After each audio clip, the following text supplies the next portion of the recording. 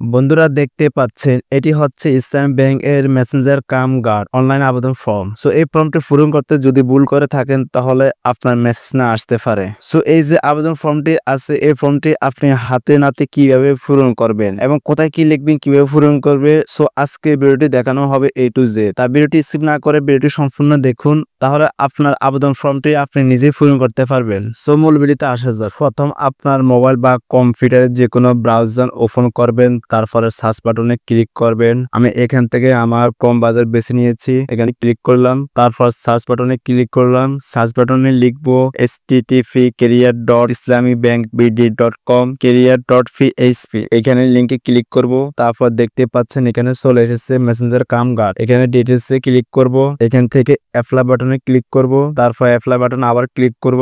এখানে ক্যান্ডিডেট নাম, name of father, name of mother, date of birth, religion, blood group, home district, upazila, nationality, এখানে এগুলো আপনারা হাতানাতে কিভাবে পূরণ করবেন আজকের ভিডিওটি সম্পূর্ণ দেখবেন, তাহলে বুঝতে পারবেন। এবার দেখাবো আপনারা কিভাবে ফর্ম পূরণ করবেন। এখানে প্রথমে লেখা আছে ফুল নেম অফ ক্যান্ডিডেট, যিনি আবেদন করবেন ওনার নাম দিয়ে দিবেন। নেম অফ ফাদার, ফাদার নাম দিয়ে দিবেন। নেম অফ মাদার, মাদার নাম দিয়ে দিবেন। আমি এখানে সব দিয়ে দিয়েছি। নেম অফ স্পাউস, এখানে আপনার স্ত্রীর নাম দিয়ে দিবেন। ডেট অফ বার্থ, জন্ম তারিখ দিয়ে দিবেন। ডে, মান্থ, ইয়ার, তারিখ, মাস এবং বছর। রিলিজিয়ন ইসলাম, ব্লাড গ্রুপ ও পজিটিভ, হোম ডিস্ট্রিক্ট দিয়ে দিবেন, থানা দিয়ে দিবেন, ন্যাশনালিটি বাংলাদেশে দিয়ে দিবেন। Bachelor of engineer, bachelor in engineer, আপনি যদি ব্যাচেলর ইঞ্জিনিয়ার পাস করেন এখানে ক্লিক মারবেন, আর যদি না করেন তাহলে ক্লিক মারা লাগবে না।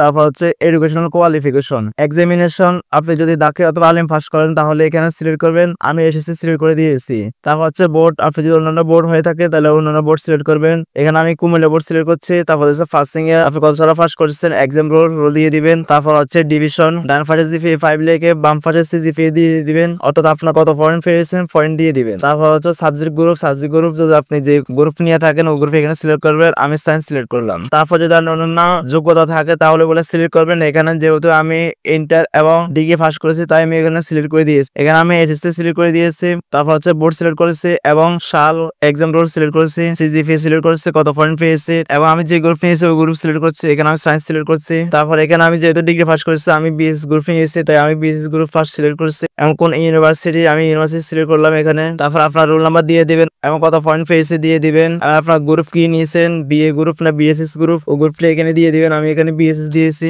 তারপর হচ্ছে প্রফেশনাল সার্টিফিকেশন, আপনি যদি অন্যান্য প্রফেশনাল কোনো সার্টিফিকেট থাকে তাহলে এখানে সিলেক্ট করুন। যেহেতু নাই আমি সিলেক্ট করলাম না। জেন্ডার মেল সিলেক্ট করলাম, মেরিটারি স্ট্যাটাস মেল সিলেক্ট করলাম এবং ন্যাশনাল আইডি এখানে আমি দিয়ে দিচ্ছি। ন্যাশনাল আইডি দিবেন, ইমেল দিবেন, মোবাইল নাম্বার দিবেন, যে মোবাইল নাম্বার আপনার সব সময় থাকে এখানে বলে দিয়েছে অনলি অ্যাক্টিভ নাম্বার। এবং এখান থেকে আপনি যদি এয়ারটেল, রবি, গ্রামীণ যে নাম্বার হোক না কেন এখান থেকে সিলেক্ট করবেন। সিলেক্ট করে বাম পাশে নাম্বার বাকি অংশগুলো দিয়ে দিবেন। তারপর হচ্ছে প্রেজেন্ট অ্যাড্রেস এবং পার্মানেন্ট অ্যাড্রেস, আপনি যদি প্রেজেন্ট অ্যাড্রেস এবং পার্মানেন্ট অ্যাড্রেস একই হয় তাহলে উপরে এবং নিচে একই অ্যাড্রেস দিয়ে দিবেন, আর যদি ভিন্ন ভিন্ন হয় তাহলে ভিন্ন ভিন্ন দিয়ে দিবেন। তারপর হচ্ছে এক্সপিরিয়েন্স ডিটেল, অর্গানাইজেশন উইস, আপনার যদি অন্যান্য কোটা থাকে তাহলে কোটা সিলেক্ট করুন। এখানে যেহেতু আমার কোটা আছে এখানে কোটা আছে Ansar battalion, embodied Ansar, retired arm force, এখানে আমি এমবডিড আনসার ক্লিক করলাম। তারপর হচ্ছে নেম, আপনি যে বাহিনীতে চাকরি করেন ওই বাহিনীর ফুল নাম কি ফুল নাম দিয়ে দিবেন। তারপর হচ্ছে পজিশন ওয়ার্কস, আপনি কি এখন রানিং আছেন না বন্ধ এখানে দিয়ে দিবেন। আমি রানিং দিয়েছি যেহেতু আমি এখন চাকরি করি। তারপর হচ্ছে কত তারিখ শুরু করেছেন এবং শেষ করেছেন এখানে দিয়ে দিবেন। এবং এখানে লেখা আছে আদার স্কিল, আপনার যদি আরো অন্যান্য যোগ্যতা থাকে তাহলে আপনি এখানে দিয়ে দিবেন। যেহেতু আমার নাই তাই আমি